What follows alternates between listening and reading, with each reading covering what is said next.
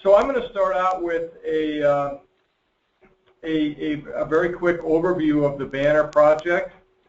Some of you are familiar with it, some of you may not be. And then that'll be followed by a presentation by John Sheehan about some general life cycle assessment issues and methodologies. And then John Field is going to get more into the specifics of the, essentially the tentative design that we're thinking about and that we really want your feedback and your input on. And again, I'd like to emphasize the whole purpose of this really is to have as much feedback and stakeholder input from you all to help us inform us as we start this process.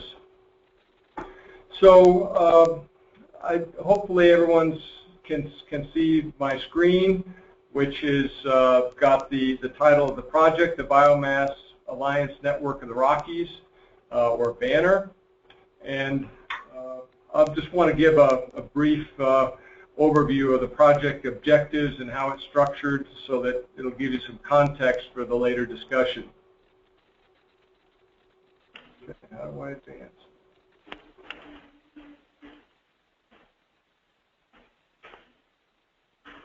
The project is a consortium of several land-grant universities listed on the left-hand side, also the U.S. Forest Service, and we have a private company, a biomass energy company, Cool Planet Energy Systems, are currently the main project members. We've got several affiliates, including the National Renewable Energy Lab and the U.S. Forest Service Forest Products Lab. We also have a project advisory board made up of several prominent people that represent both industry and environmental groups as well as land management agencies. We're just still in the early phase of the project. We've just completed we're in the process of completing our second year in the project. In terms of the major background, so we all know that beetle infestation is a major ecological and resource management issue in our region.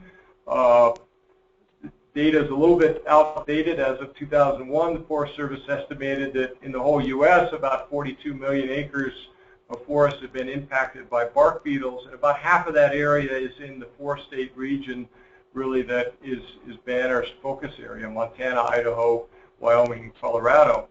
And so there are millions of tons of dead wood that are out there that potentially could serve as a feedstock for biofuel production.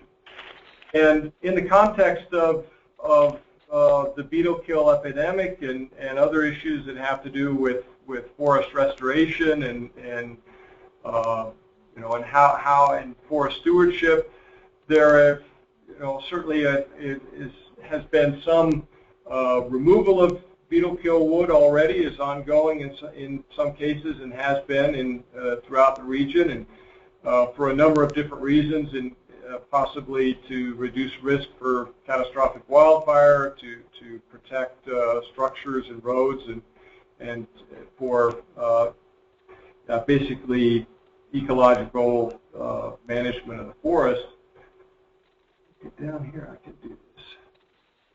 And right now, however, a lot of the wood that's being removed is being open burned in piles. If you've driven through the Colorado backcountry, you've probably seen a lot of this. So right now, actually the disposal problem, or what's currently being done with some of the wood that's being taken out, is actually is also an environmental problem. So that essentially is kind of the background of, gee, could we do something else with this wood? Is it an opportunity to create a valuable resource, and can it be put to more beneficial use?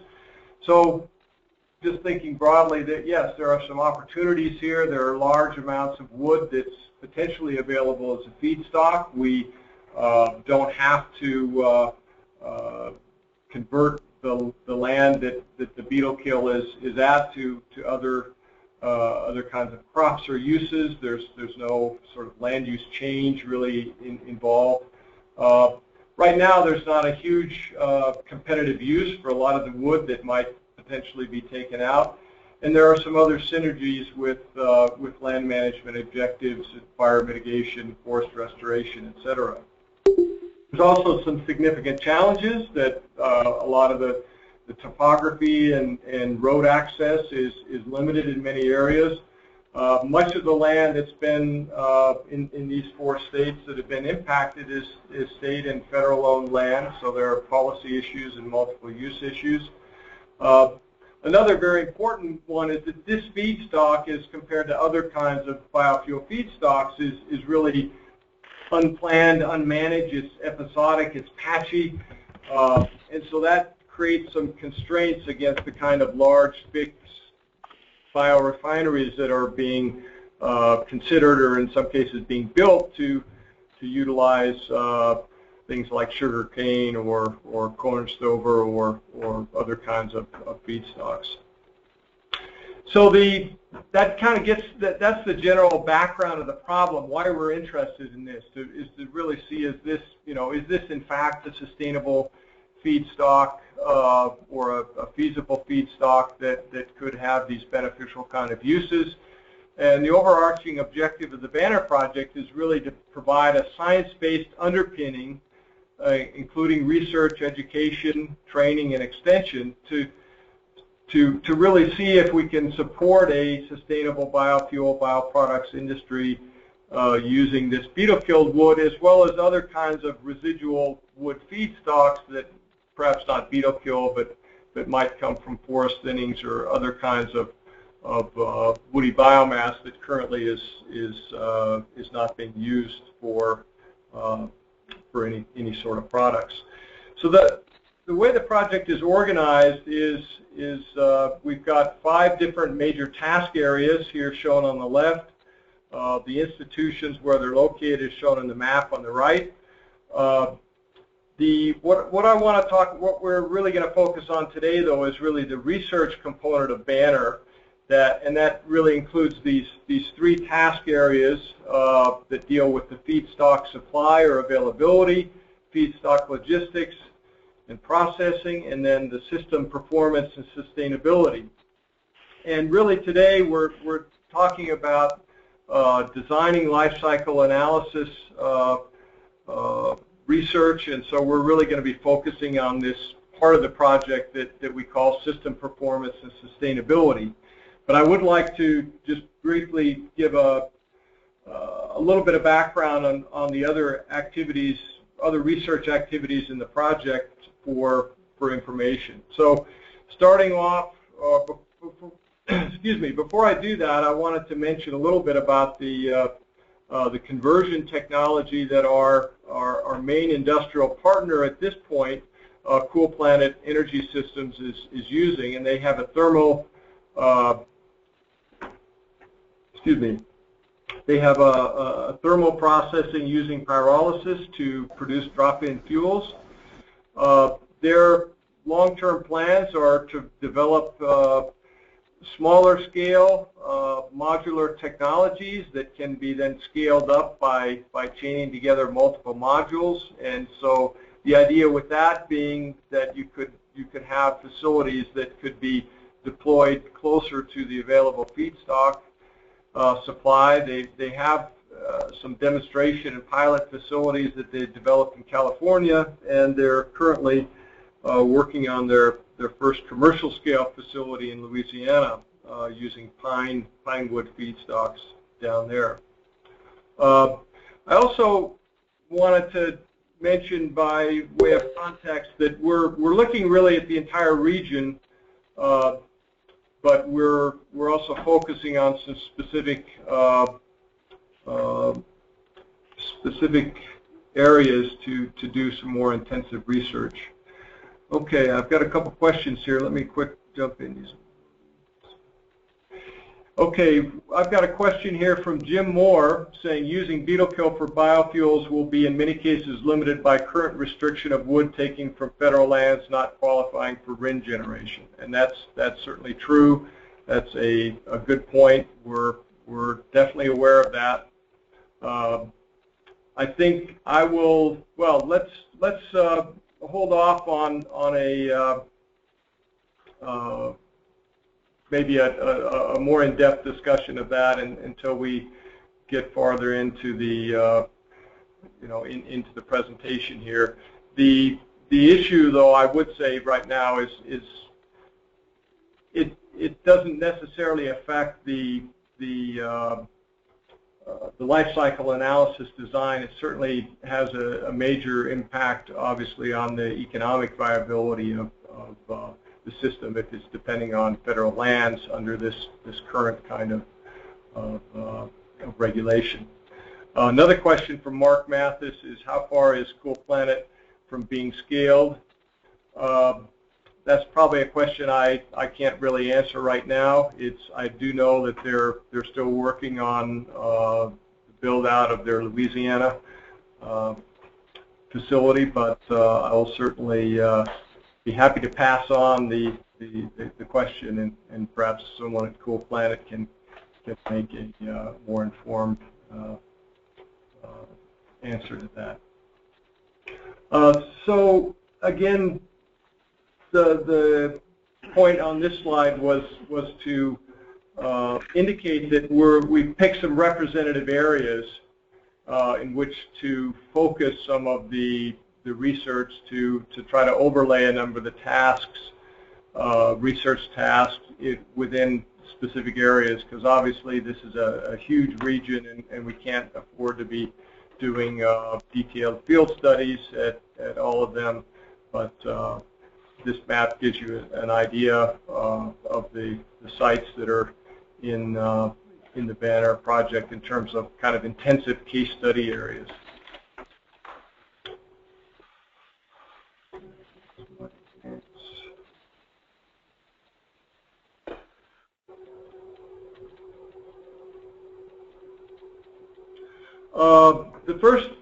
The first major task in the project, or task one, is really looking at feedstock supply and availability. And what we're trying to do there is to really make a detailed inventory of where the beetle-kill biomass is, and map that relative to various ecosystem, topographic, infrastructure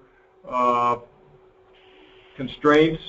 Also in that project, or in that task, developing procedures to try to forecast where new outbreaks might be occurring, and to basically come up with ways in which we can update over time this feedstock inventory.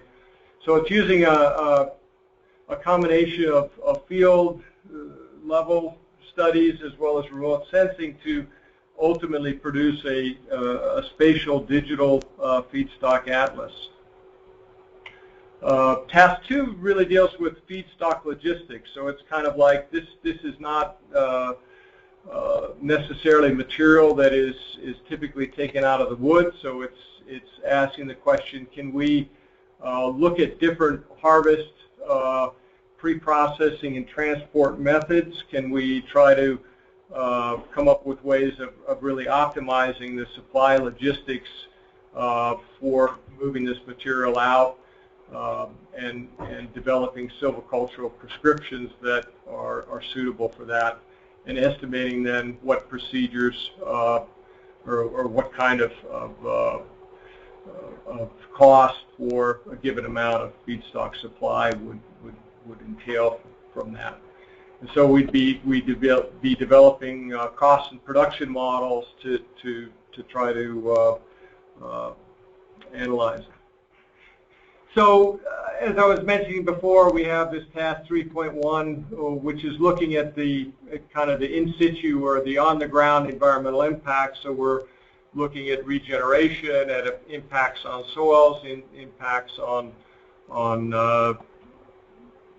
revegetation, etc.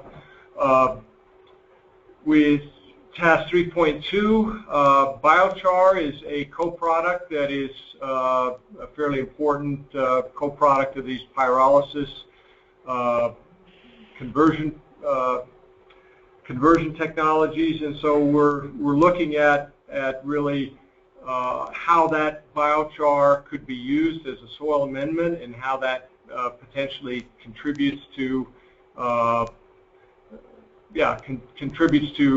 overall reduction in the greenhouse gas footprint of this kind of biomass utilization, and whether it does significantly affect that, how it impacts on use as a co-product. We're obviously looking at the biomass conversion itself and getting metrics on really the energy, the costs and the efficiency of that process. That, of course, will be wrapped up as part of the life cycle assessment.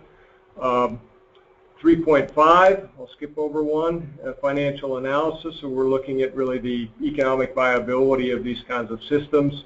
Task 3.6 deals with socioeconomic and policy analyses that you can imagine a whole breadth of questions there about various publics' acceptance or interest in this sort of thing, and what the socioeconomic impacts would be if there was the development of a bioenergy industry that was using this material.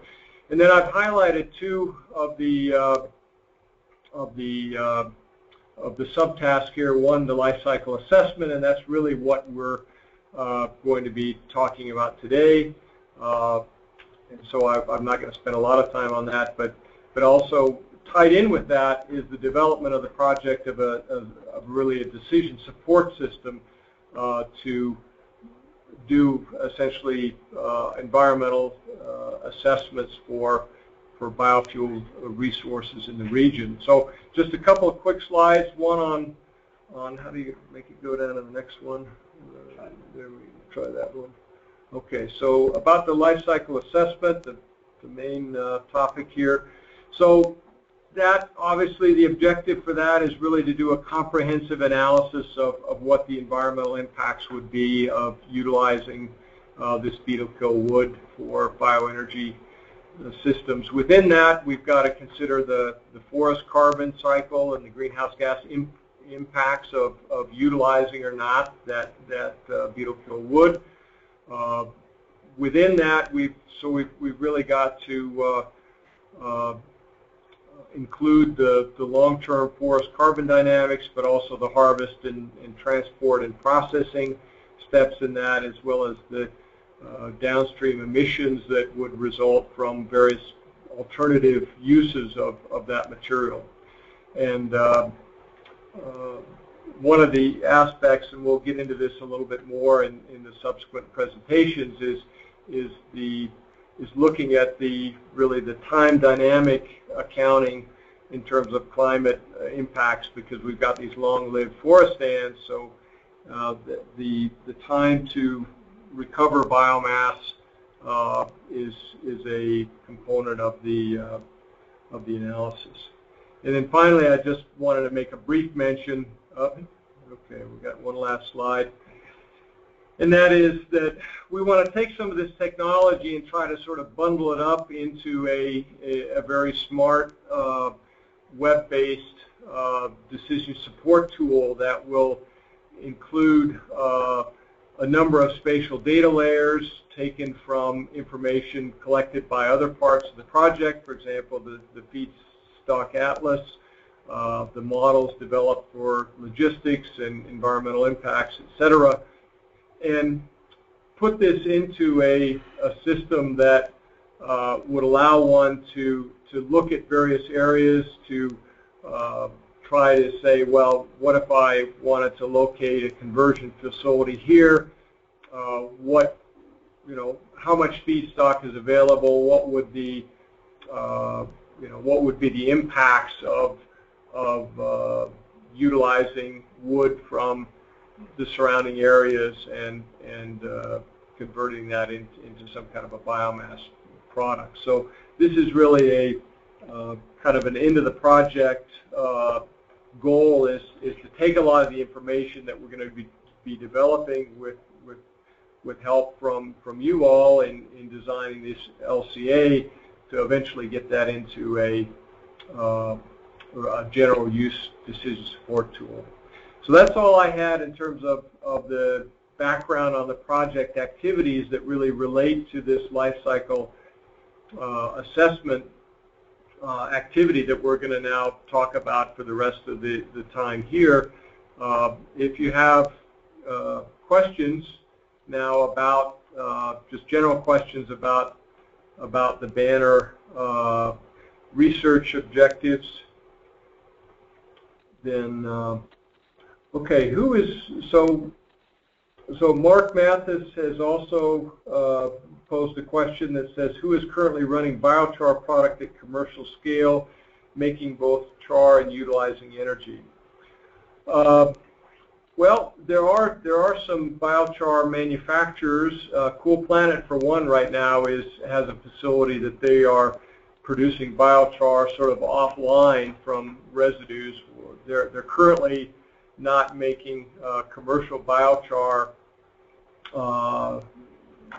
combined with energy because their commercial plant is not up and going. There are several other biochar companies that are currently producing, not at huge scales.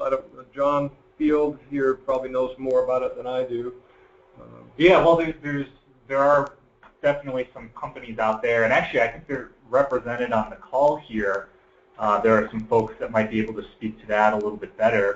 I'm thinking of James Gaspar might be able to make some comments about the current state of the biochar industry if he's on. That's another question from Tom. Also, Tom Ross. Could you unmute James if he's muted? Yeah, this is James. Hey, James. Yeah, no, we're making char at good volumes, but we're not producing energy. I think Mark's, we vent all our heat to the atmosphere. I think Mark was more wanting to see both. That's why, but no, there are, and I can tell you that I'm not aware of anyone at scale doing both, at least not making good quality char and making energy. Okay, well, it's a complicated process. That's why we choose not to make energy. We just make char and sell the char. Right. Yeah, appreciate it. Another question, Tom Robb has chatted that Idaho National Labs has a feedstock model of biomass receiving and potentially some product railed to a biorefinery. So we're aware of the model that Idaho National Labs folks are doing. It's a depot feedstock delivery system. I think that it's too early to say that whether or not we'll be able to include all of the details that they are dealing with in their model, but certainly we will be considering those kinds of technologies as we get farther into developing this decision support tool in the latter part of the project.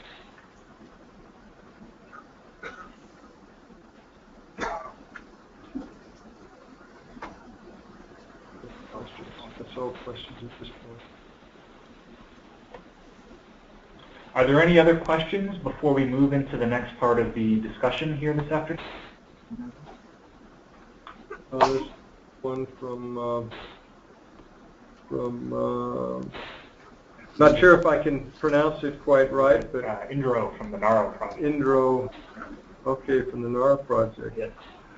So what are the additional feedstock logistic challenges for beetle-kill, and how will it impact the level of recovery? I think there's again, this is, our feedstock logistic folks we've got a lot of the experts in the project are not in on the call, so I'll do my best to try to answer that. one of the issues is clearly the the longevity of the material that's there. That's something that we're going to be doing some studies on.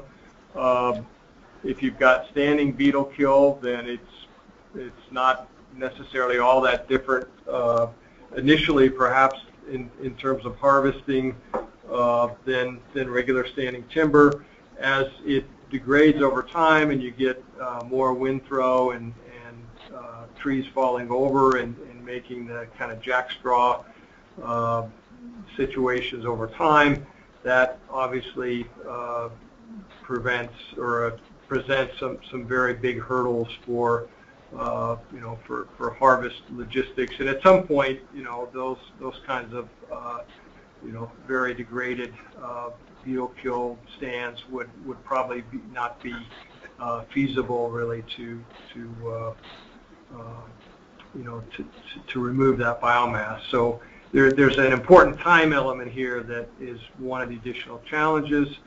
How will it impact the level of recovery? That's something that we're looking at, particularly in that task 3.1. That's a very important one. There are, and it's not something that I'm certainly an expert on by any means, but there are some indications or some literature that suggests that wood removal can enhance regeneration, and I think there's probably studies that in which cases that it might be go in the opposite direction. So we really need to understand how regeneration and forest regrowth is going to be affected by timber removal or beetle-kill removal, and that's one of the things that we're currently working on.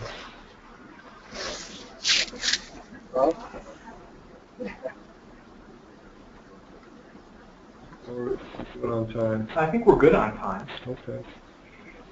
Yeah, so if there's no more questions at this point, we can go ahead and move into the introduction to LCA section of the program this afternoon. And so, Matt, if you can you switch over to me? Or? All right.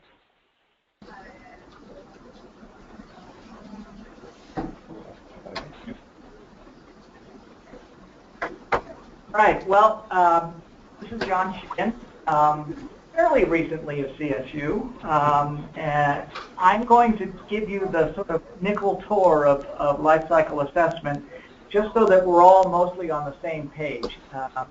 Obviously, you could spend a whole lot of time talking about what goes into doing a life cycle assessment, but I just want to give you not only a sense for what are the sort of core elements of a life cycle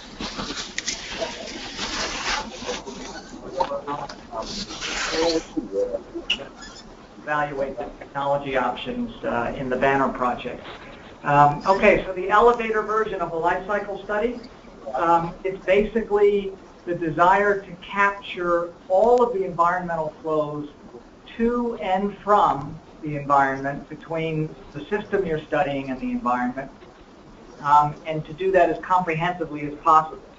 So basically, all the inputs into the system include all the natural resources that are consumed or required. The outputs are fundamentally waste materials that you have to figure out how to handle, understand in terms of their impact.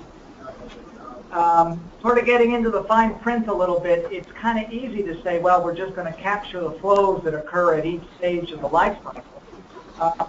But actually, each stage of the life cycle actually includes raw materials that each have their own life cycle. So the question ends up being, how far back in this system can you go? And I'll talk about that a little bit more. Just as an example, raw material A may be going back to, may have its own life cycle, and then it too may have raw materials that go into its manufacture and delivery that have to be captured. So the idea is to be as comprehensive as we can. I say here, in sort of my view on life cycle assessment, that it covers everything it can, and that can include aspects of social and economic as well as environmental impacts. Now, a lot of the work we're going to do initially is going to focus on the environmental impacts as a first step. And as the information on social implications and economics become available in the project, really the life cycle framework becomes a place where all of that can be put in context. My soapbox about life cycle assessment is real simple. If you haven't engaged stakeholders like we're trying to do to start as a process today, then you haven't done a proper life cycle.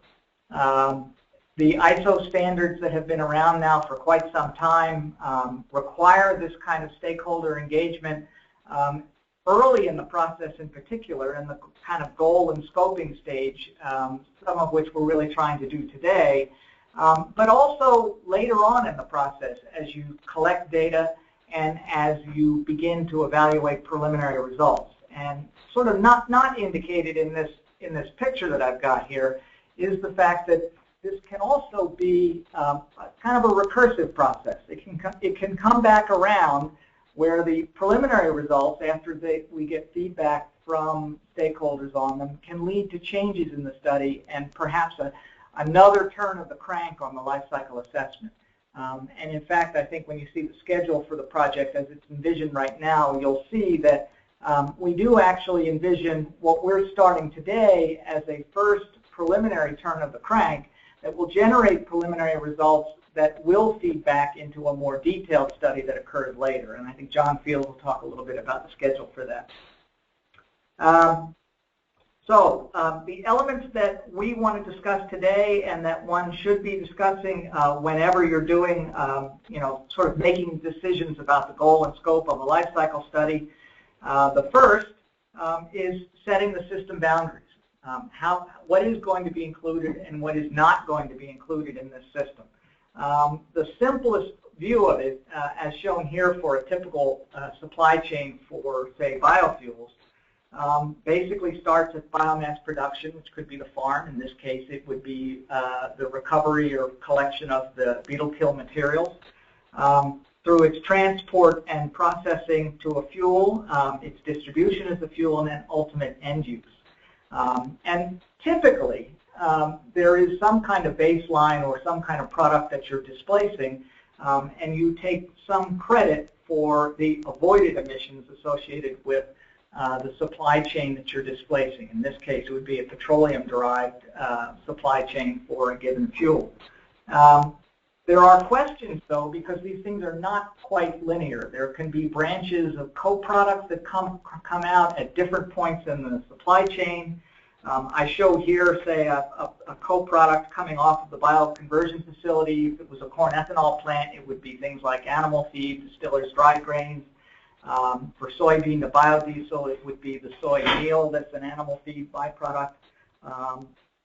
And the question is, how do you account for those in the system?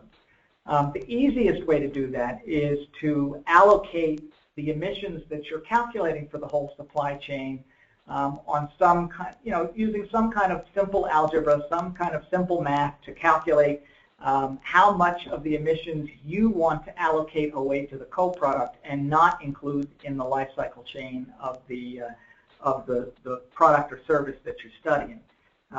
That is actually the least liked option. The more appropriate option, hold on here. Oh, here we go. The more appropriate option is, if at all possible, to expand the system boundaries so that it includes the products that are being displaced.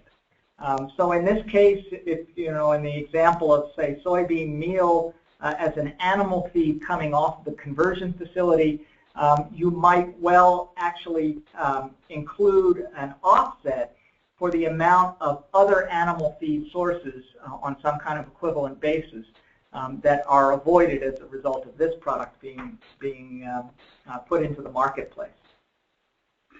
And we'll skip that one. And then there's still the question, sort of a system boundary question, of how far back you go.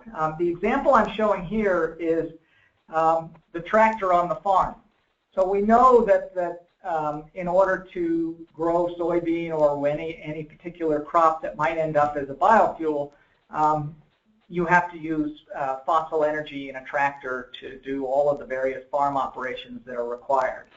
So the question is, how many of the embodied emissions associated with running that tractor do you include? Clearly, you include the embodied emissions of diesel fuel that was used by the tractor and its immediate life cycle supply chain all the way back to the exploration and recovery of oil and its conversion to fuel.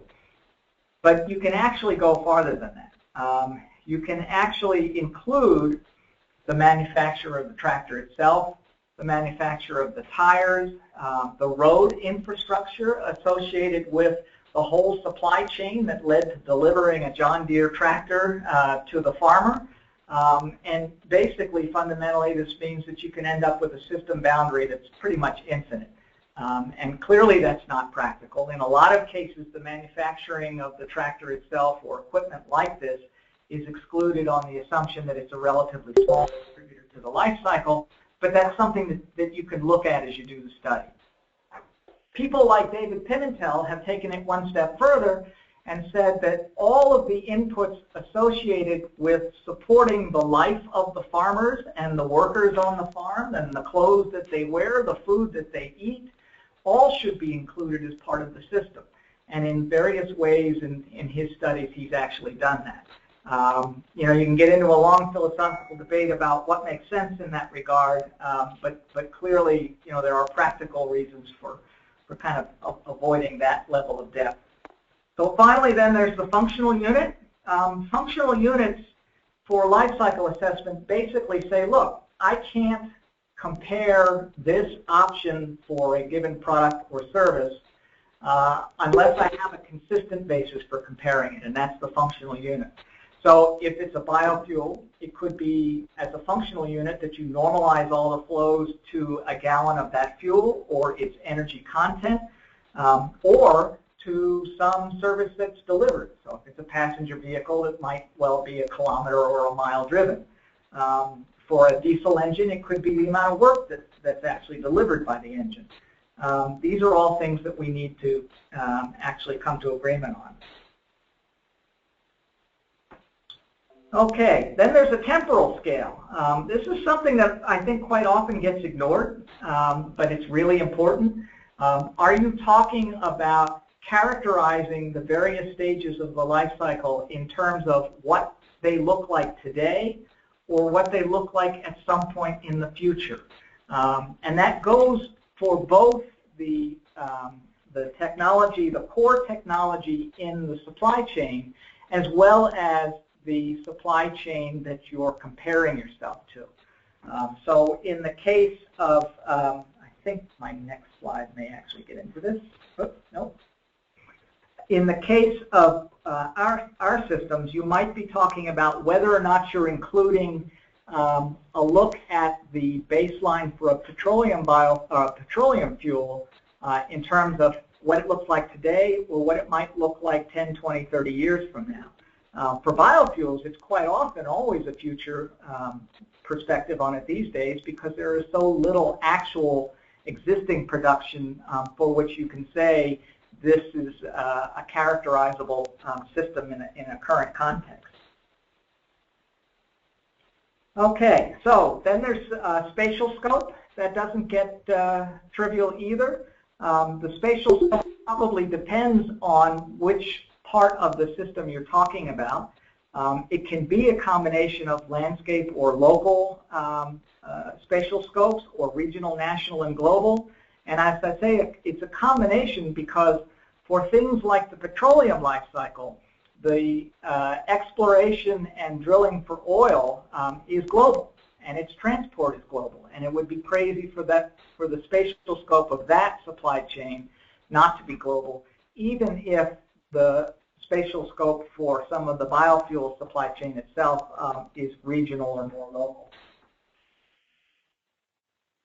Okay, and then there's the good old indirect land use change question, of which some of you are painfully familiar.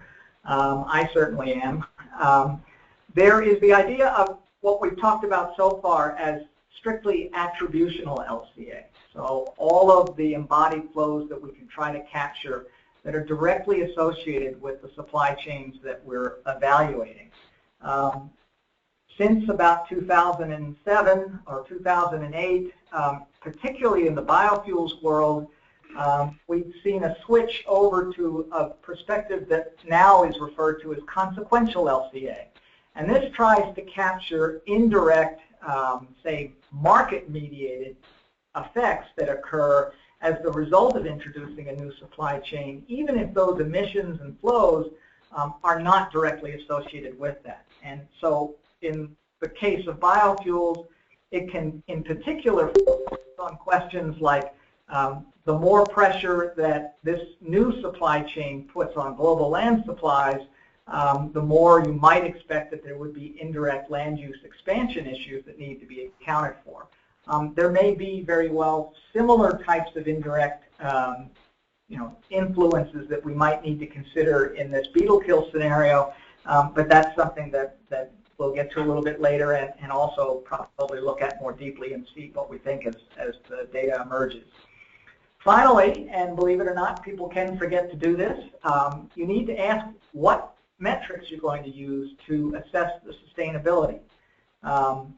It's everything from water effects to climate change to air pollution and energy security. Whether or not you think these are all legitimate metrics for sustainability is something that we actually need to talk about and make some decisions on. I'll mention briefly that the first LCAs that were done in the late 1970s and early 1980s were all almost exclusively focused on solid waste issues. Today, you very rarely hear that one coming up as one of the criteria that people are really interested in, but it's really what drove some of the initial studies that happened. And in the end, you're going to end up with some combination of these. I say here all the above. I don't know that we'll have all the above that's listed here, but the idea is to sit down and prioritize what of these kinds of metrics are reasonable to focus on now and of the most importance to focus on. So really the LCA in some ways is a modeling framework that weaves together a lot of different modeling systems. We have the ecosystem models that we'll be using.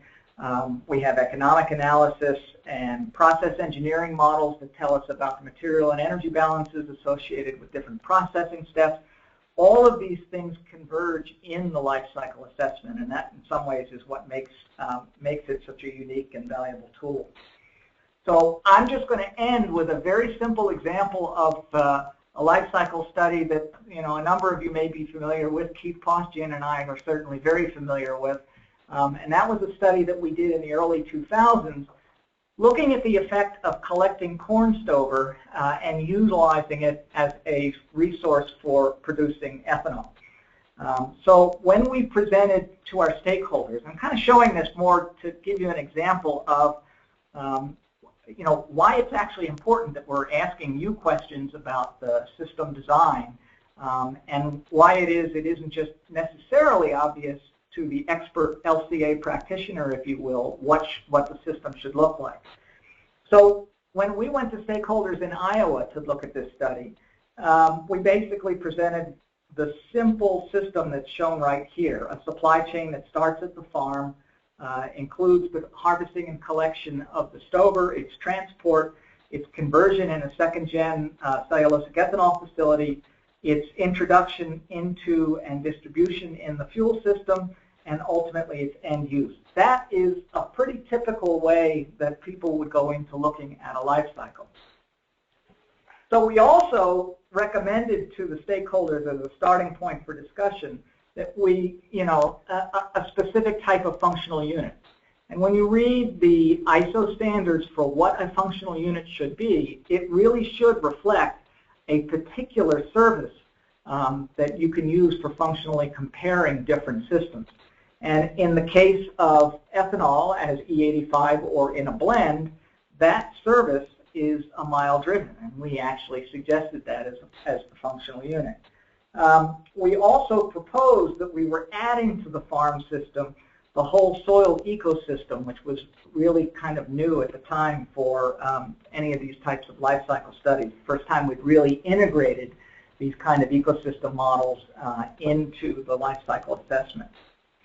Finally, we recommended the standard view of the supply chain for petroleum, also done on a 1 mile driven basis for the car, the same kind of car that would be using the fuel.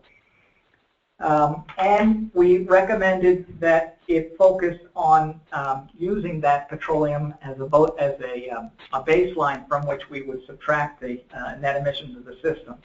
What is really neat is that when we were done with our stakeholder discussion, they basically said 1 mile driven is not good enough. You also need to focus on looking at the sustainability of the acre of land or an acre of land that's in this system. That, from the strictest definitional sense in life cycle assessment, is an improper and incorrect type of functional unit. But because people asked us for it, we designed the model so that it could handle normalizing all of the life cycle flows on both an area basis and on a functional mile-driven basis. And the type of results that we got are very different for each one, but both of them had their place in the system, and it was a case where, had we not talked to stakeholders, we might not have recognized that that was something we wanted to do. So that's your quick and dirty LCA. I don't know if there are questions. If there are, we can entertain those right now.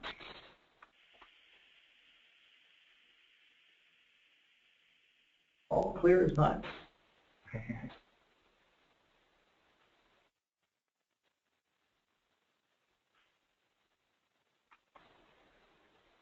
Look at that. Okay, yeah, we're doing good on time. All right. Well, John, do you want to fire off and get into the meat of the LCA issues with respect to BANR? Absolutely. That's where we want to spend the majority of our time.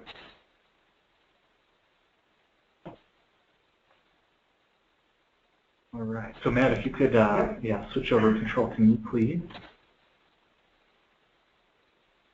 Okay.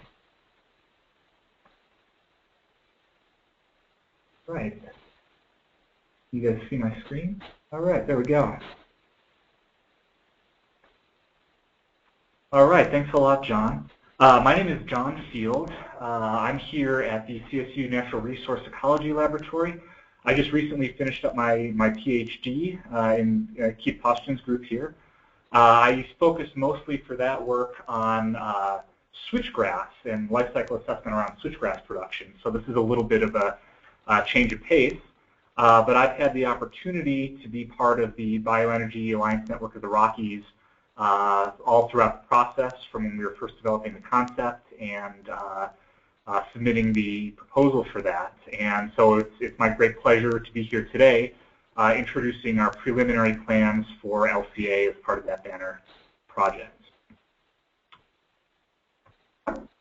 And so as part of this exercise, we're going to talk about some of the initial LCA plans that we have, and we really want to get your feedback on these initial plans. And so we have a Google form poll that we made that goes along with this presentation, where you can go ahead and indicate some of your preferences and provide some feedback. And Matt, if you wouldn't mind distributing that link via chat.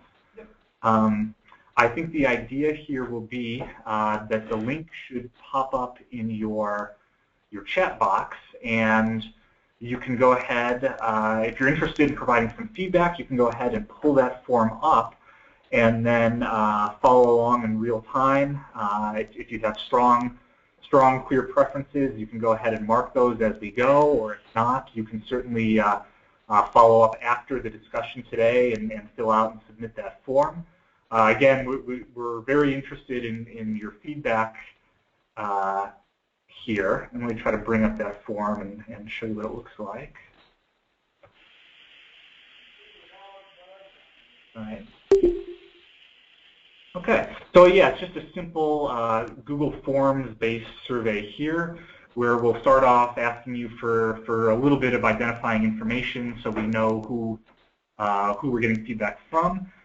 And then we have various sections here organized the same way that this talk is going to be organized. So we'll start with research questions, move on to a little discussion of assessment scenarios, followed by discussion of functional unit and impact metrics, and then just some final questions to wrap it up. So again, if you would like, feel free to fill that out as we go along and send us your feedback. And in the broader context of the BANR project, we're really now just kicking off this LCA research effort. And so this stakeholder engagement webinar today is one of our first big events.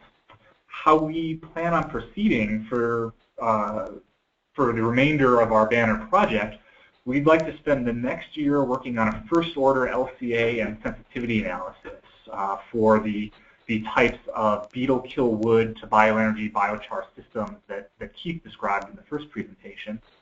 And for this first effort, we're going to focus on data that's in the literature, secondary data that other people have generated in the past and published, and focus on sensitivity analysis, so basically bounding the problem, creating kind of a prototype LCA to get a sense for what the biggest levers are, what the biggest uncertainties are in the big picture, and understanding the overall performance of these systems.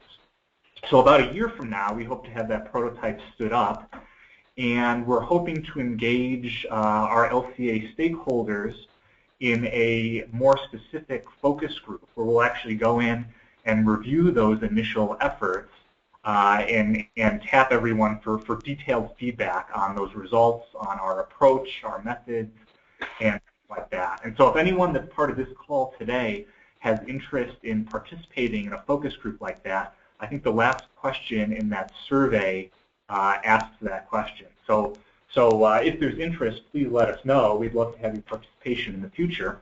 Once we go through that first round, that first iteration of the LCA, and get feedback from our stakeholders, we're going to take a second iteration of the LCA and kind of transition from secondary generalized data sources in the literature to plugging in the primary data that we're generating as part of the BANR project wherever possible. So, Keith talked about remote sensing to figure out exactly where this material, this beetle-kill wood, is on the landscape and what speeds it's at.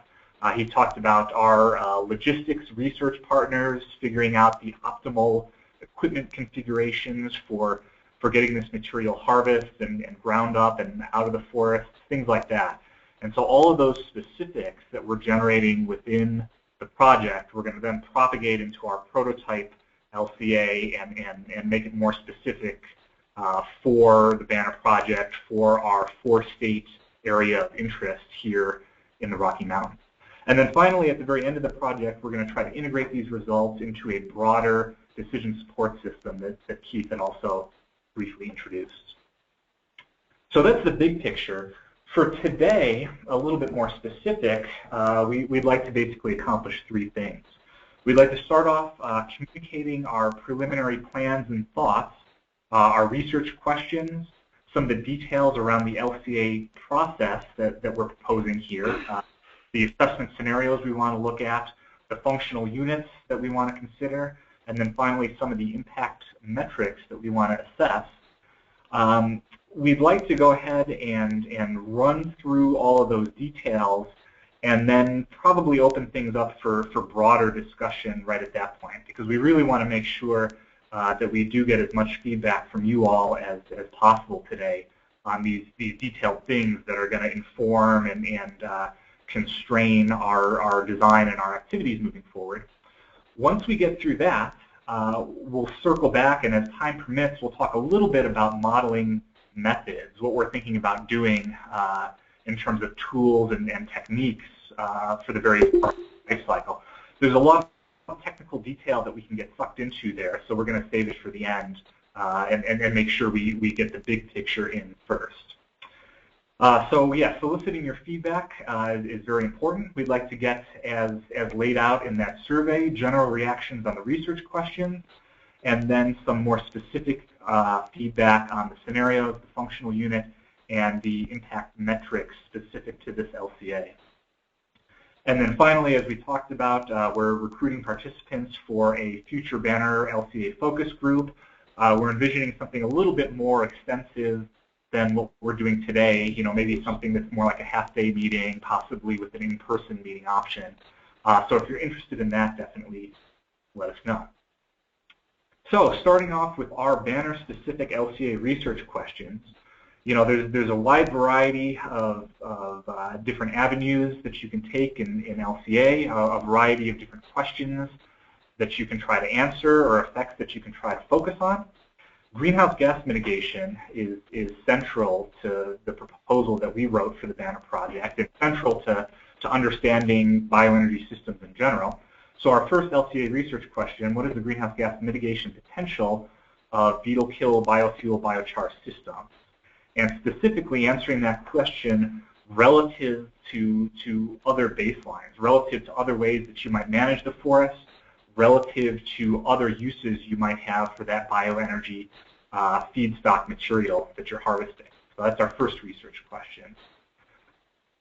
Starting from some kind of understanding of our greenhouse gas mitigation potential, the next question is, how sensitive is that result to our understanding of the various pieces of the system? So again, getting back to this sensitivity analysis in our first iteration of the LCA, really trying to understand what the most important drivers are, what the biggest levers are in the greenhouse gas performance of these systems.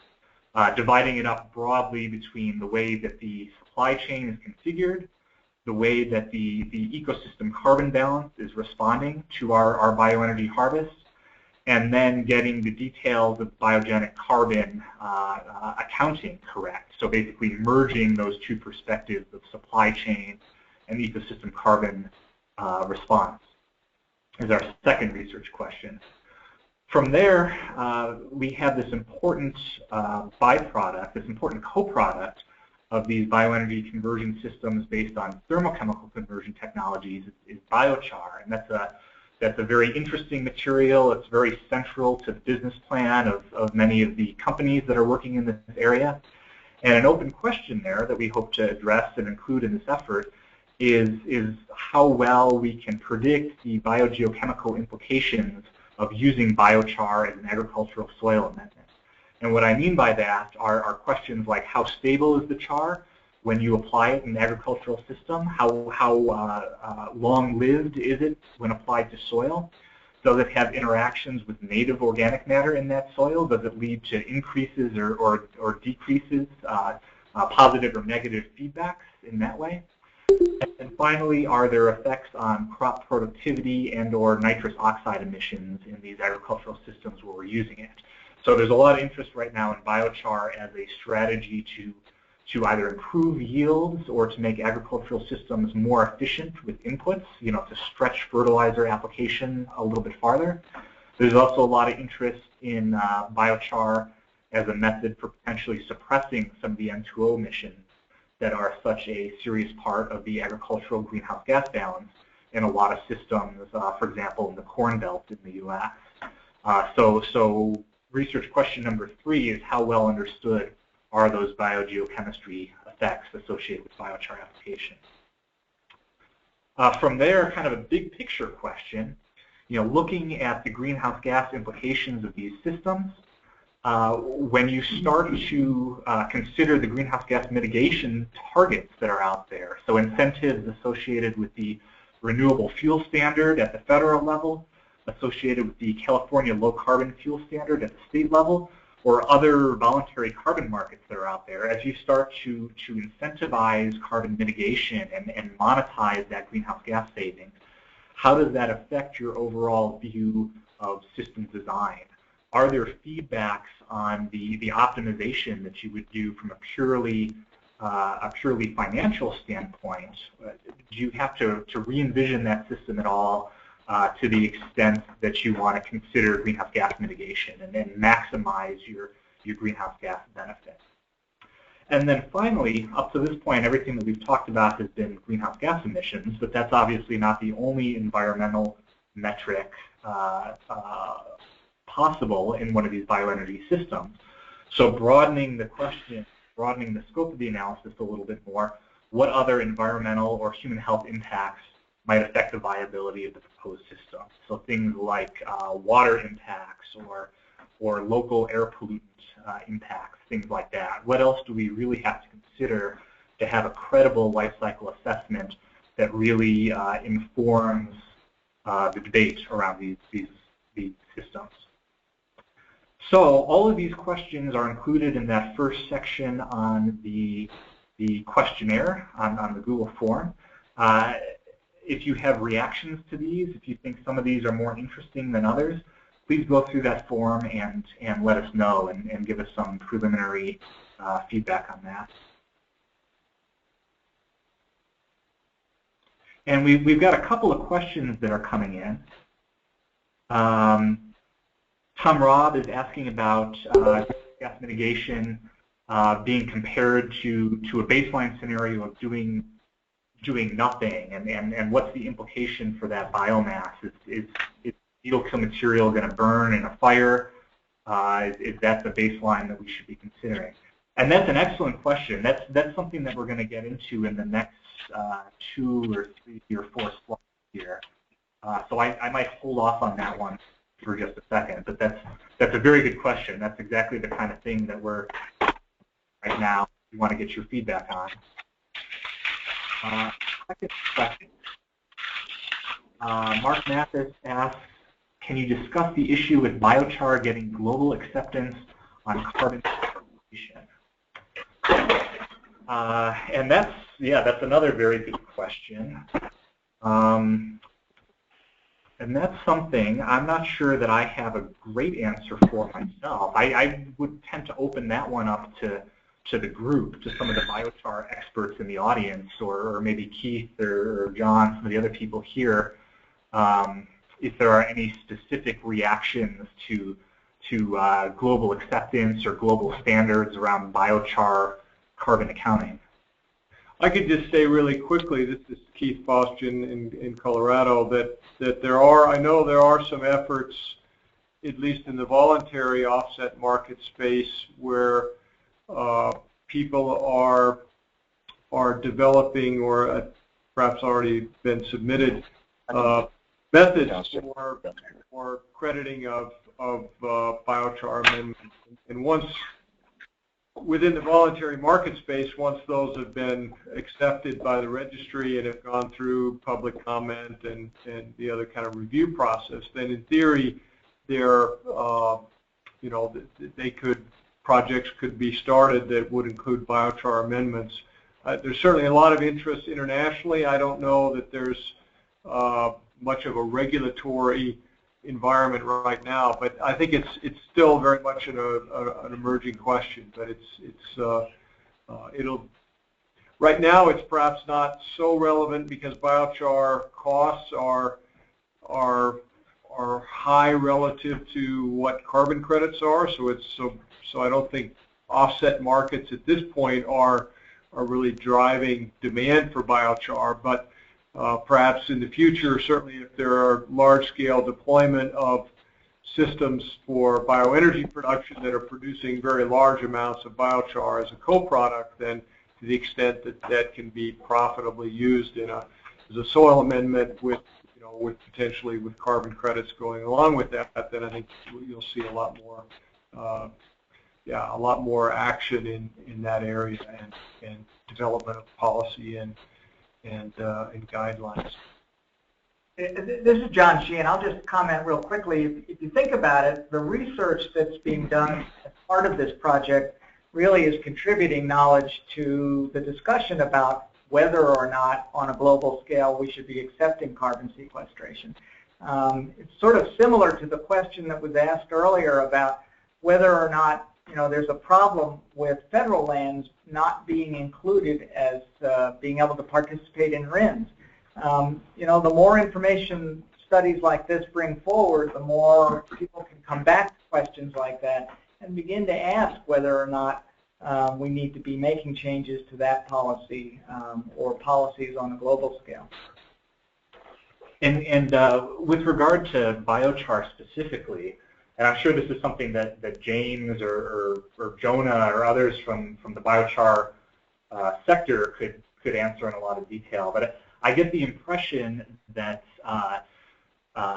you know, everyone's moving forward, moving ahead, regardless of whether or not there are greenhouse gas incentives for biochar. You know, not necessarily getting held up by some of the accounting issues or the policy issues, but really focusing in on the markets, focusing in on the opportunities within the agricultural sector, within some of the other potential use sectors that are out there, and really focusing on where the markets are. And, you know, to the extent that you know, policy is worked out and these incentives are in place in the future, I think that's potentially going to improve a lot of the business plans out there. But there's certainly a very large amount of interest in biochar as an agricultural technology, irrespective of some of the greenhouse gas accounting.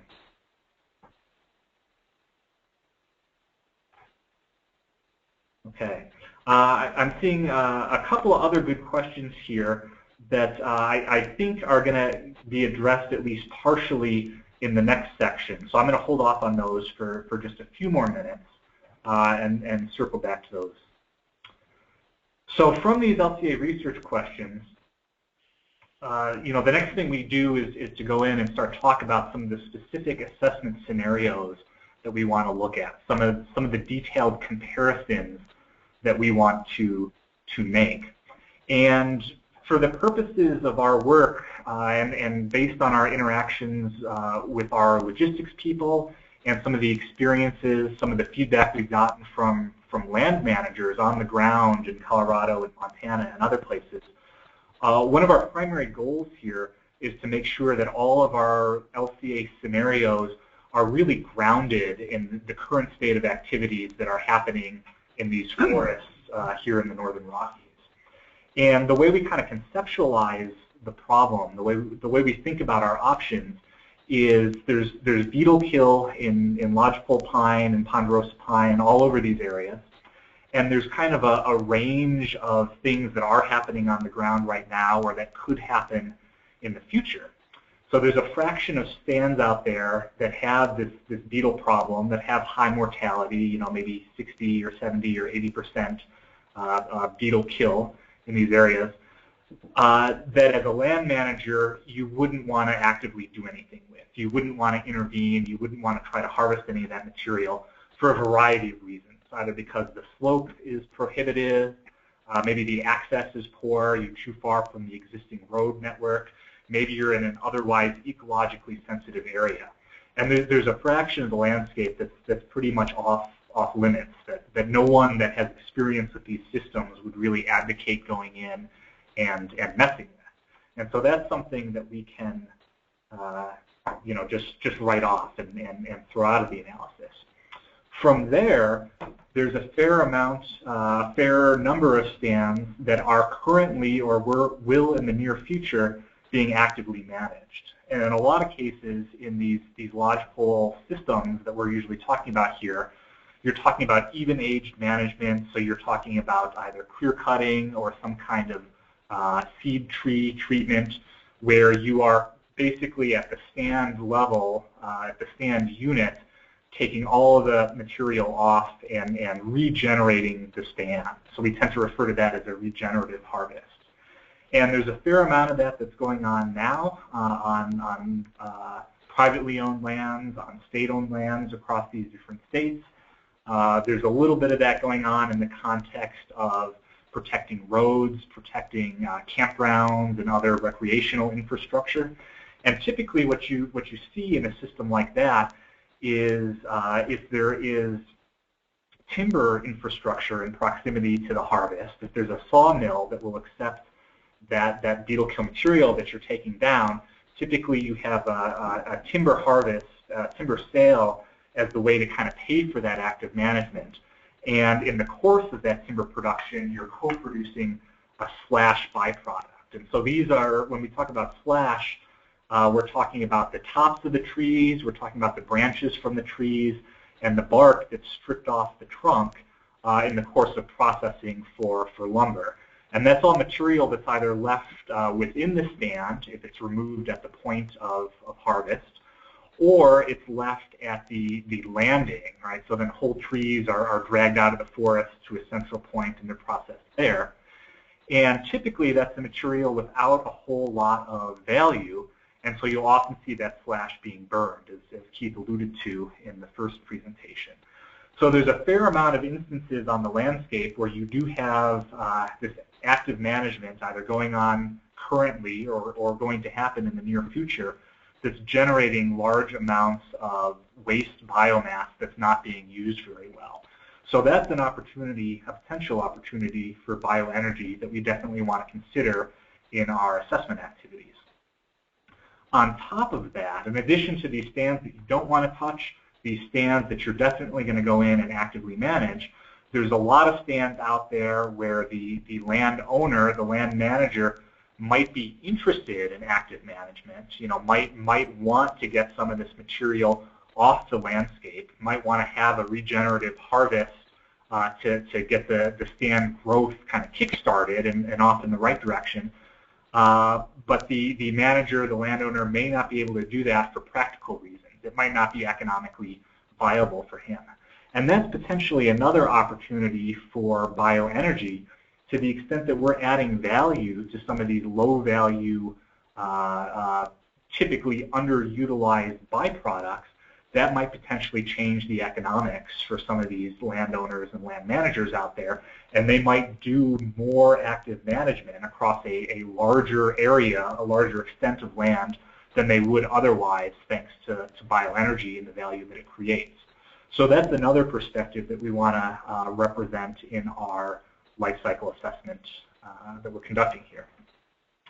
So this is all in the context of beetle-kill stands.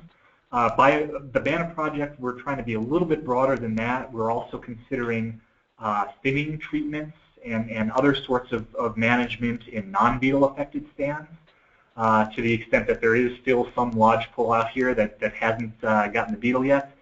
But that's something that for simplicity today, we're going to leave that on a back burner and just focus on the beetle-kill areas here. So with those three perspectives in mind, there are kind of two baseline cases that we consider, or that we're proposing to consider in our LCA exercise.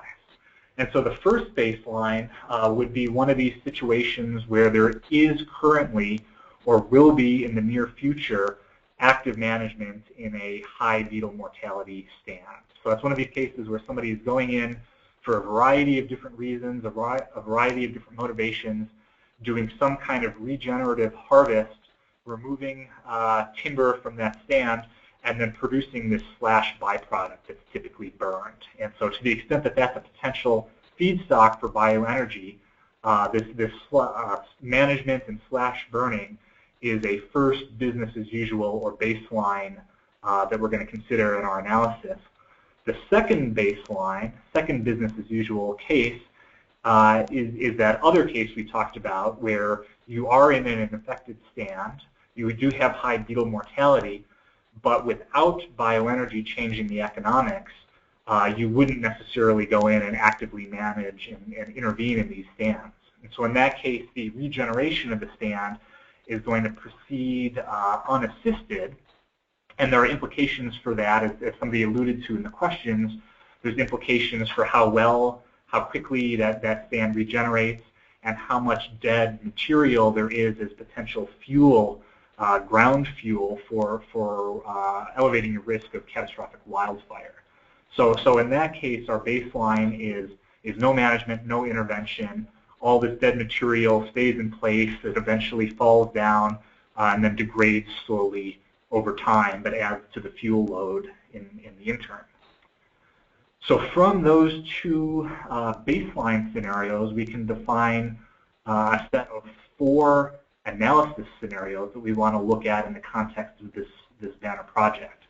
And so the first one, looking at the baseline condition of existing management creating this slash byproduct, scenario 1A, building off that, is utilizing some of that existing material as part of a liquid biofuel and biochar supply chain. And so in that case, we have the way this this is laid out, we have our proposed bioenergy scenario along the top here, our business as usual or baseline case that we're going to consider our difference between or generating credits against is in the lower row here.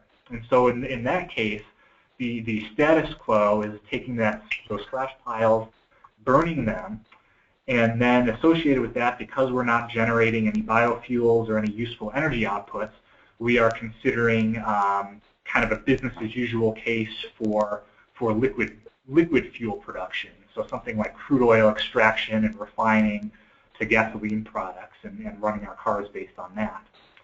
The scenario that we want to look at for the life cycle assessment, the bioenergy scenario, is collecting that material, that slash that would otherwise be burned, forwarding that to a centralized point where it can then be processed, shipped, transported to a conversion facility, and then converted either thermochemically or biochemically into liquid biofuels and various co-products. The one that's most of interest to us is this Cool Planet process, producing a drop-in liquid biofuel and a biochar co-product. There's a lot of other interesting and potentially viable technologies that are out there, including a lot that are represented on this call today that we're also very interested in. So that's our scenario 1A, is liquid biofuels on top of this existing slash harvest. Now we want to consider these liquid biofuel pathways in some context, though, and so another alternative, another productive use that we could be putting this slash material to is an alternate bioenergy pathway. So in this case, something like a biopower generation system or a combined heat and power system. And there is a little bit of this going on in the northern Rockies right now. In the western part of the state, we have I believe an 11 or 12 megawatt biopower plant that runs on beetle-kill wood. So using systems like that as a template, we have scenario 1B here, where we're taking that existing slash material that's already on the landscape, and then we are collecting that, shipping that up, transporting that, but then putting it into a different bioenergy supply chain, creating a different set of products and potentially offsetting a different set of fossil fuel baseline energy use in that system. So those are our two scenarios based on the existing harvest activities that are going on in these areas. The next two scenarios focus on this case where you're currently not doing any kind of active intervention in these stands, but to the extent that you've added value with bioenergy, you're changing the trajectory of those stands. You're going in and harvesting them and actively managing them where you wouldn't before. And so as a result of that, as you can see on the left-hand side here, you have to consider that you've changed the state of the stand on the ground. So you have changed the carbon cycling. You've removed a lot of carbon storing biomass from that system, and that's something that you have to consider. You've potentially changed how quickly that stand is going to regrow and regenerate itself. And very important in these systems in this dry part of the country, you've potentially changed your wildfire risk profile. So either the frequency at which you might expect wildfire or the intensity at which wildfire might spread in these systems, to the extent that you've removed a very large amount of biomass that would otherwise be gradually making its way to the forest floor. You've made a lot of changes there. So this scenario 2A is the same liquid biofuel, biochar scenario that we talked about in 1A, except instead of assuming that the slash is already present and would otherwise be burned, in this case, we are considering the harvest of this slash in a stand that would otherwise not be managed and co-producing some timber on top of that. Likewise, scenario 2B is very similar, again, considering that you're harvesting stands that otherwise wouldn't be harvested, but in this case, instead of that liquid fuel biochar pathway, we're back to the alternate bioenergy pathway, so something like biopower or combined heat and power, things like that. So those are the 4 scenarios that we wanted to throw out there for comment today. I think at this point, to the extent that we have a decent amount of questions, it makes sense to kind of get into those and review some of those at this point. And there's a lot of them coming in, so I'm going to do my best to keep up here. So going back to Indro's comments from the previous section, he asks, are we looking at one specific technology and/or biofuel, or looking at a range of drop-in fuels as your main product? And oh, absolutely, yeah. You know, and that's something, and Keith can comment on this as well a little bit more as the project director. But I'd say as a first pass at that, you know, the proposal was written with a particular technology partner and a particular pathway in mind, and so that's something that we certainly have to include as a minimum. I think in general, if there are other technology partners that are interested in working with us, we're very interested in working with you as well. The challenge in all this is in getting the data, and in getting a level of data and a quality of data and a level of engagement that is transparent enough to publish in the literature and to put out there in the public, at the same time as it's not compromising anything that's proprietary from the industrial partner's perspective. And that's kind of a fine line to walk sometimes, something that we're starting to think about a lot. So I think there's a lot of interest from our end in anyone that has data and, more importantly, is willing to share that data with us. Okay. Other questions here? So Jonah makes the comments that so Jonah is in the biofuel production or the biochar production business. Makes the comment that I get most of my woody biomass from residues inside of mills. This is not slash or other infield residues. This is fiber like chips or ground that is not able to be converted to a standard product such as dimensional material or other. And you know, that's an excellent point. You know, there are other potential sources of waste out there. You know, the nice thing about feedstocks like that is that they're already concentrated at a single point. So some of these logistical hurdles that we have to think about in the context of forest residues or harvest of beetle-kill material, some of those things that relate to the density of the material on the landscape start to go away in that situation. So that's something that's you know, potentially a very, very interesting feedstock, though it's not something that we've really considered, I think, within the umbrella of the BANR project at this point. I don't know, Keith, do you have any comments on that? No, and I think that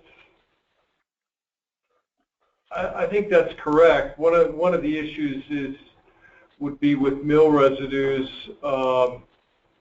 Would be if there would be, you know, sufficient quantities to really drive a larger scale energy and biochar production facility. I think, and I can't speak for Cool Planet, but I know I think they are locating their first commercial plant in Louisiana partly to utilize mill residues, but also you know, other pine wood resources there.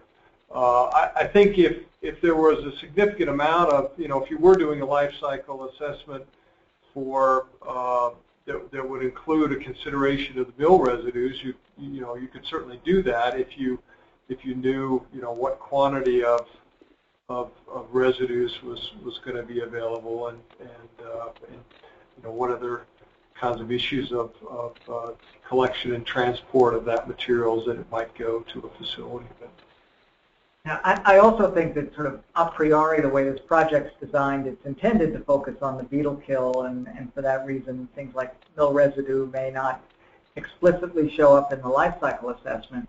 But as we start looking at the economics, it may be important to recognize that scale of the facility and its overall economics might depend on relying on a combination of sources beyond beetle-kill. So maybe from an economics and the financial analysis that gets done, that's an aspect that we would want to be considering. And I just wanted to echo something that John said a second ago about other kinds of conversion technologies. And just to be clear, that we do have a partner that was part of the project from the beginning, Cool Planet Energy Systems. But USDA is certainly supportive of us, and the project as a whole we're definitely interested in broadening the collaboration, and if other and we've had some preliminary discussions with other industries looking at woody feedstocks, and certainly if there are anyone on the call who is who's working at a company with conversion technologies, we're certainly interested in discussing further and collaborating on on this project if there's interest to do so. Right. One other question I saw here a minute ago from Kay DeMarco. This is a great question. So it's beetle-kill had me thinking the trunks would be too damaged for timber, but that doesn't seem to be the case here. The slash is all that would be available for bioenergy. Yeah, so this is a great question. This is kind of a moving target in a couple of different ways. So as many of you know, when we talk about the mountain pine beetle and the beetle infestation, typically you have these beetles coming into the stands. In a very short time, they create a very large amount of mortality in these stands. They really take over. They really kill all of the available trees that are above a certain diameter. And associated with that, you tend to have what's called blue staining, where these beetles actually go in and they're tracking in a fungus with them, and so they're actually infecting the woody material and introducing this fungus and causing this kind of blue discoloration.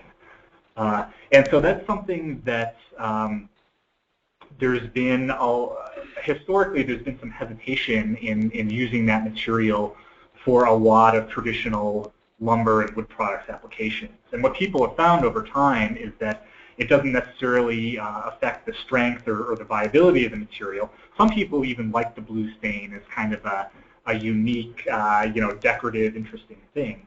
But currently there are at least several mills out here that specialize in beetle-kill wood, turning that into dimensional lumber like 2x4s. So there's one of those facilities up in Saratoga, Wyoming, not too far from where we are in Fort Collins, where they're actually specifically targeting this beetle-kill material and trying to make lumber out of it. But that's not something that necessarily exists everywhere across the region of interest. And there's a lot of places, particularly here in Colorado, where the history of the timber industry has been such that it's kind of in decline at the moment, and there isn't the capacity to process all the beetle-kill material that's out there, even if there is a market for it. On top of that, it's a little bit of a moving target because once these materials are killed, once these trees are dead, they are slowly degrading over time and falling to the ground and getting to a point where A, the quality of the material is potentially problematic for timber and other applications, and B, just the recovery of the material becomes very problematic.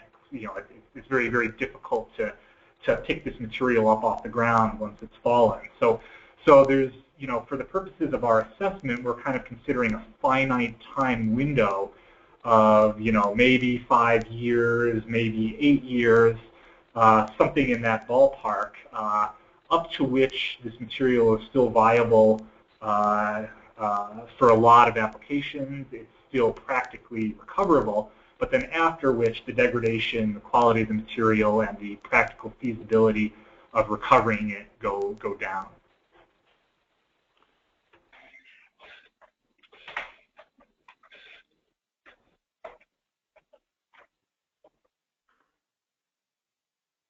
Okay. Are there any other questions around the scenarios that we have at this point? If anyone's following on their survey sheet, you'll notice that there's an assessment scenario selection, and so you can tell us for each of those 4 ones proposed if they're appropriate, if they're realistic, or if not, if you have other comments on that. John, I think there was one of the earlier questions you had raised this question of how are we going to think about consequential LCA for this system, and I think the quick answer to that is certainly in this first round we aren't, because it's a difficult and complicated set of modeling and analysis that has to be done.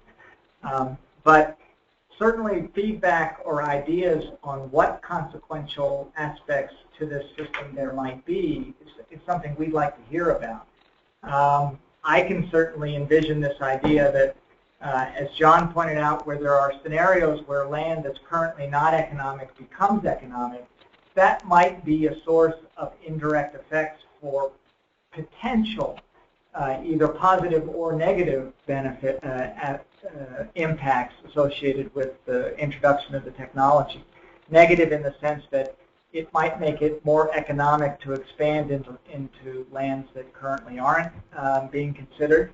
Positive in the sense that we will be displacing timber with this deadwood material and sequestering that deadwood in dimensional lumber and things like that. So aspects of the consequential part, I think we're interested in at least understanding what they might be, but not something that we feel like we can spend time on now just because of its complexity and controversy.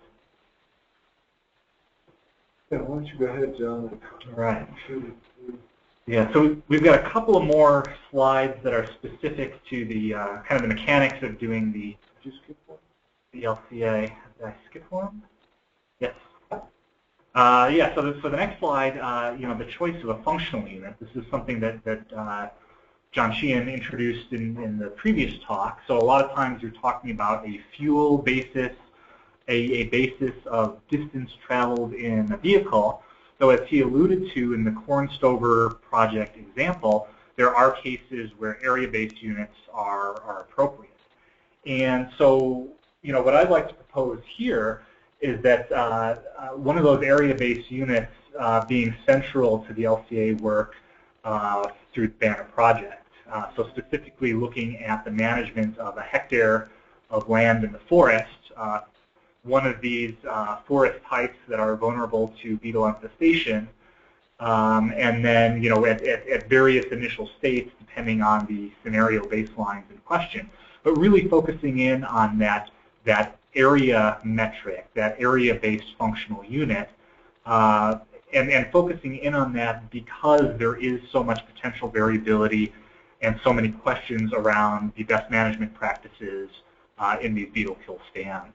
Right? So to the extent that there are multiple ways that these stands could be managed, some things that are practical now, some things that could be practical in the future, we want to really make sure that we get that perspective represented.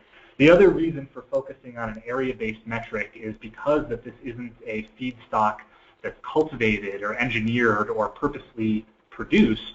This is something that is periodic and episodic, and we kind of have to follow the generation of the feedstock. It's not something that's directly under our control. So I think that's another reason to really focus on that land-based functional unit.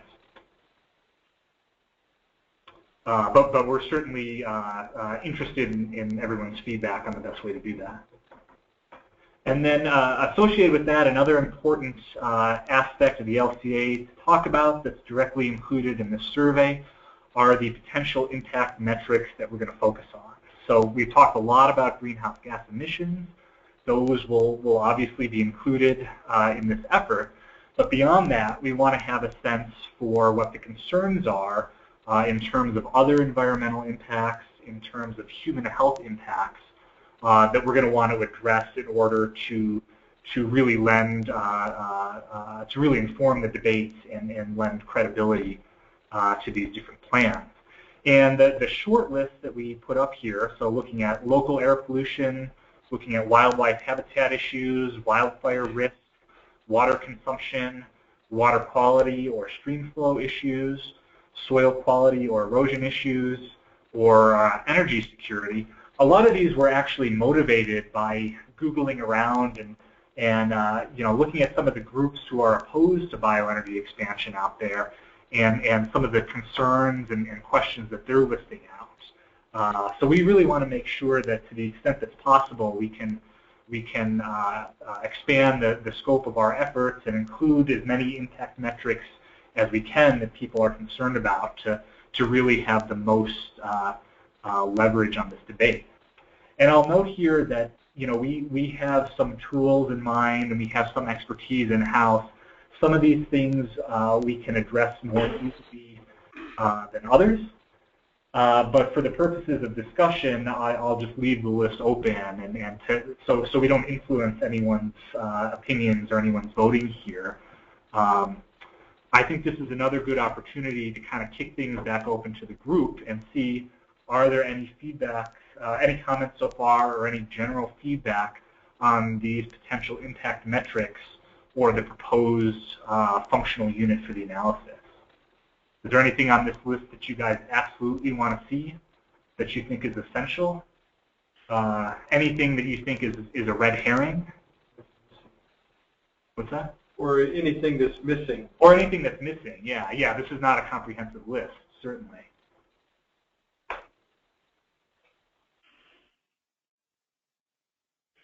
Go on and wait to collect some of those as they come in. Okay, so no comments on that so far. So we've got, what, about 10 to 15 minutes left. Should I round through these last method slides and then kick it open for final discussion? I think that's probably going to work pretty well. Okay, so in the final time here, we've talked a lot about issues of scope and issues of boundary. We really do want your specific feedback on that, and we will be looking out for that.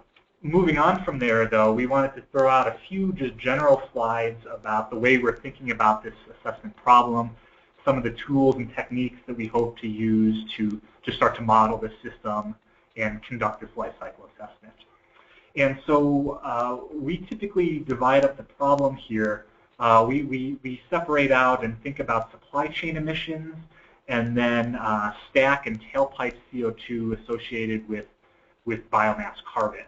Right, so there's a certain amount of activity that has to go on in order to get this feedstock out of the woods and to a point where you can convert it to fuels or other bioenergy uses. So there's a certain amount of energy use, running your equipment, transporting your feedstock back and forth, things like that, and modeling that supply chain is very important to understand what that impact is. On top of that, though, all of the carbon that's going through the system that's being converted into fuel and that's being emitted either in the stack of your fermentation or your conversion facility or the final tailpipe of the car when it's used, the question of how to treat that CO2 is a very important one and kind of an evolving one in Bioenergy LCA. And so that's, the footprint associated with that. That's something that, to the extent that you're going in and disrupting ecosystems and incurring maybe some transient carbon debt, that's something that's not necessarily zero on the one hand. But on the other hand, we're not talking about a fossil fuel. We're not talking about taking something out of a geological reservoir and putting it up into the atmosphere. So it's probably less than 100%, but more than 0%. And so there's a lot of work being done on how best to quantify these biogenic CO2 emissions right now that's going to be very sensitive to a couple of things, to to what the transient response of your ecosystem is, right? So how quickly your stand regenerates, how much disturbance you might expect, whether or not you would expect an increase or decrease in wildfire frequency or severity, things like that. And then there's also some rubs around the best way to do the accounting, some different methods that you can get into there. And so that's kind of how we're splitting up the assessment problem in terms of organization. We're focusing on modeling the supply chain, we're focusing on modeling the ecosystem carbon balance, and then we're focusing on integrating those two things and getting the accounting right between these evolving temporally explicit changes in carbon and ecosystem carbon storage versus the kind of one and done emissions typically associated with the supply chain. And so just a little bit of detail on those three. You know, in the supply chain, the exact methods, the exact tools to be used there are going to be, to a certain extent, dependent on how the impact metric selection process goes. We have a lot of experience here in-house with the GREET model. That's a model that focuses on greenhouse gas emissions and criteria air pollutants. And so if those are the things that we're most interested in, that's a very natural tool for us to use. As soon as we want to expand far beyond that, though, if we want to get into some of these other issues of you know, water quality issues or potential other human health impacts, we're getting a little bit beyond what GREET was designed for, and then we might have to think about other tools such as CIMAPRO there. Irrespective of that choice, whichever software that we focus on, over the long term of the project, initially we're going to focus on representing kind of default values, kind of secondary data sources, getting just a general view of what these systems look like. And from there, in our second iteration of the LCA, we're going to make sure to update those pathways to make sure they're BANR specific, that they reflect the best insights, the optimized logistics and whatnot that we are determining within the efforts of the project itself. Anytime that we're modeling a liquid biofuel conversion process, we have to have a variety of data inputs, and we alluded to this a little bit earlier. You know, we need to know things like mass balances, energy balances, exchanges of air and water pollution emissions from the facility, and there's a variety of different sources that we could come to that data by. So in general, you know, we're always on the lookout for collaboration opportunities and people willing to share some of this data with us. On the ecosystem side of things, we're going to be looking at modeling the recovery of these systems after beetle infestation, after active management, looking at the level of the species that are growing on these plots, probably using the forest vegetation simulator as a model to understand the regrowth at the level of species. And then from there, adding in the DayCent model to get a sense of the overall ecosystem carbon storage. So going beyond just what trees are growing there and getting into what are the implications for soil organic matter, what are the implications for the amount of standing dead biomass on the landscape. If you weren't to go in and harvest these systems, how long would it take for those dead trunks to degrade and to cycle back into the atmosphere? Those are the kinds of calculations we need to do to understand how to put a footprint on that biogenic carbon. We're also doing some biochar work. There's some experimental work going on in a variety of different systems all over the state of Colorado. And so we're going to get those empirical measurements included in our life cycle assessment approach. And then finally, wildfire is a big concern out here. Potentially really affects the overall carbon balance of these systems when you start to look at landscape scales. And something that's a more and more serious issue from a policy perspective as time goes on. And so on top of our forest vegetation simulator modeling activities for understanding our species succession, we also want to use the wildfire vulnerability simulation capabilities of that model to try to bear on that question a little bit. And then the final piece here, the integration detail, how we do the accounting around that biogenic carbon. There's a lot of different techniques that have been suggested in the past. Some very, very simple, some much more complex. The EPA recently did a review of the different choices that are out there and summarized it in this framework document from last year. And that's something that we're going to really use as a guideline. That and some of the literature work that's out there as well to really try to get a sense of the options, the range of potential accounting approaches that are out there, and explore that in the context of the sensitivity analysis. And I think that's all of the detailed slides that we have. And so at this point, I would just open it up to a general discussion. If there's any questions or comments on either the LCA details or anything that was in the previous two presentations, we'll use our remaining time and try to address those as best we can. We can also open up the mic if you just want to type that you'd like to make a state a question or make a comment.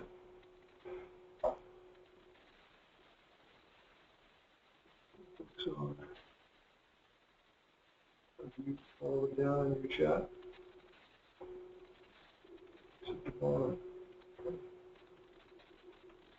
Buddy is comatose now. 2 hours of life cycle. Yeah, no kidding.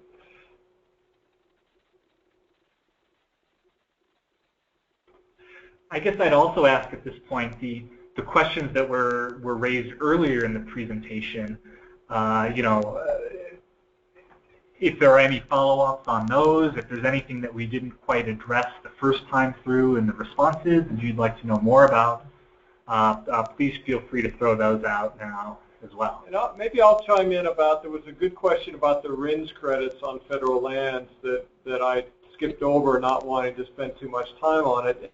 And what I would just say on that, because I mean, we've had a lot of discussions about that in the project, and it's obviously not our role to make any policy recommendations about whether or not wood from federal lands should be eligible for RINs credits. What I think what we can do in the project is to do the analyses that would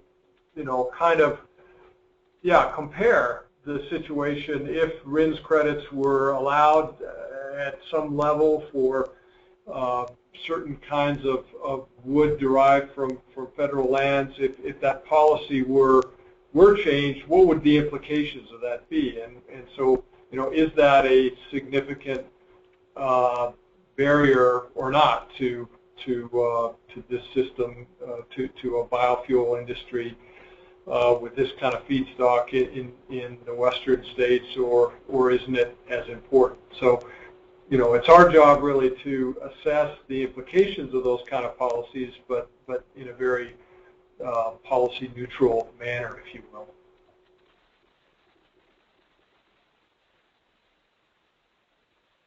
This is Indra from UW. Can you listen to me?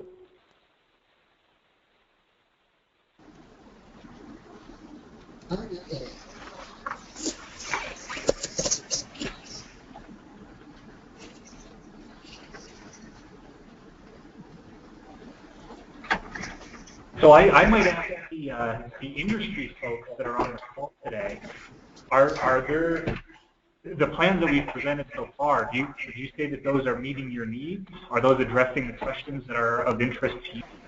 Or are there other things that you'd like to see out of a process?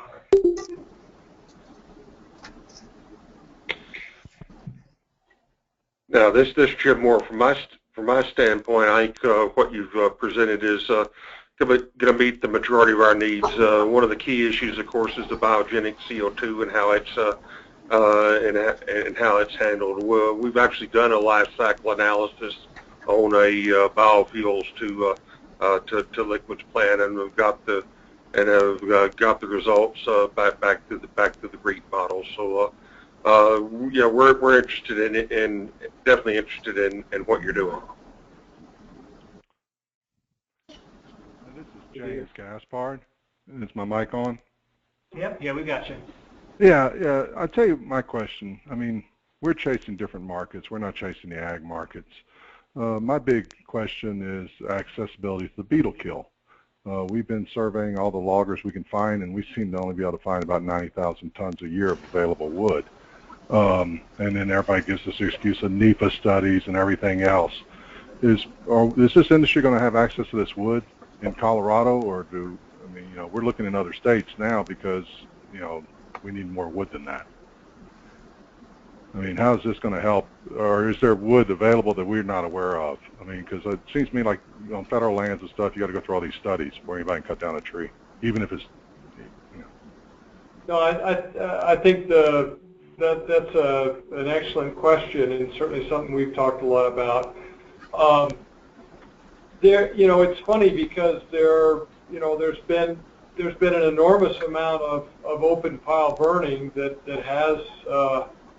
has been going on in Colorado for some time, and you look at some of those piles, and there's actually quite a amount of fairly even large dimensional and quite solid sound wood that's been stacked up and piled. Some of that is and that's coming off of in many cases federal lands where they're doing some kind of beetle-kill removal that is that the national forests have decided to do. I think whether there's clearly an issue of trying to match up the activity or the places where wood is being removed with potential buyers. Of course, one of the problems is that it's that there's not a continued supply necessarily that a biorefiner would be looking for. Within the project, I think one thing that we've talked about is there is up in Montana and Idaho, there's a larger area of private land, and on some of the private land, that's where we think that there is there's probably more scope to at least begin because you don't have the same kind of policy barriers. But the policy situation on the federal lands is a huge amount of beetle-kill, a huge amount of dead wood. But you're right, there are certainly some policy barriers that exist. And part of what we're going to be doing in the project is actually analyzing and engaging with some of the public land agencies to look at those policies and to assessment of what their implications are. But we don't have a short-term solution to offer to you right now. No, that's fine. I just wanted to make sure that was being addressed because the irony of the whole situation is can't get access to it in volumes. Yeah. That kind of goes to what I was thinking earlier. It's Tom Robb. I think if you focused on developing a logistical system and justifying a logistical system with a viable biomass product that could be railed somewhere to a different facility to be utilized. I'm afraid if you're trying to look for a facility to utilize all that, it might not be too successful because it's just so spread out. You're going to be railing it anyway. That's a good point. I think we've had some discussions we've actually been developing some of these decision support capabilities looking at actually agricultural biofuels, and we've had some we haven't completed the development of that tool with respect to the transport system, but in theory I think one could certainly do that to adopt some of the ideas of it, as it was mentioned before. I think you mentioned the Idaho National Labs model, where you can essentially identify where you would have collection depots at railheads or something like that, and you could expand then the modeling all the way down to a conversion facility from several kind of upstream sources of fuel. So that's a great point. I think we should we'll certainly consider looking at that as something in this project as well. Yeah, this is John Sheehan. I'll just add to that in some ways what this is pointing out is that, you know, we showed you 4 scenarios. There's really more than 4 scenarios there. Within a scenario, you can take the transport system stage of the life cycle and ask different questions about how it might be imagined. You know, do you do a system where the location of the facility is kept close to the source versus, you know, implementing systems like the depot approach that INL has, so that you can decouple somewhat the location of the plant from the location of the beetle-kill material. You know, that might be sort of a further fleshing out of scenario that happens down the road.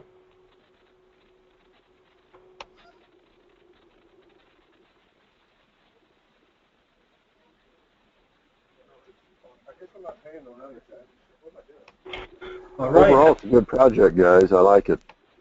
Thanks. All right, thank you. Appreciate a lot everyone's participation. It's you know, an in-person meeting is certainly the way that you'd like to do this if you had your druthers, but this has nonetheless been very valuable for us, and I guess we've minimized our greenhouse gas footprints by doing something over the web. So that's the positive side of it. But I would just reiterate what John mentioned in his presentation too, that this is just the start of a process. We're going to take a couple of loops around this, and we would very much like, roughly a year from now, we'll be looking to organize a, hopefully an in-person meeting with a little bit more time and some initial results that people could chew through and really try to refine this down to the best possible LCA that we can do.